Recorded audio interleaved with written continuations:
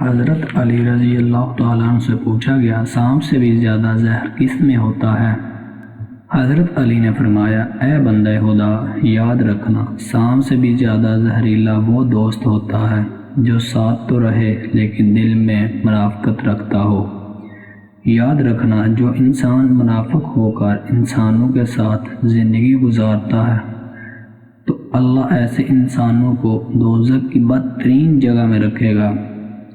میں نے اللہ کے رسول سے سنا، دوزخ کا سب سے سخت عذاب ان انسانوں پر ہوگا جو انسانوں کے دوست تو بن جاتے ہیں لیکن اپنے اندر سے منافقت ختم نہیں کرتے۔ اے شخص، منافق سے بہتر ہے کہ انسان کافر مر جائے، کیونکہ دوزخ میں کافر سے بھی بدترین جگہ پہ اللہ منافق کو رکھے گا۔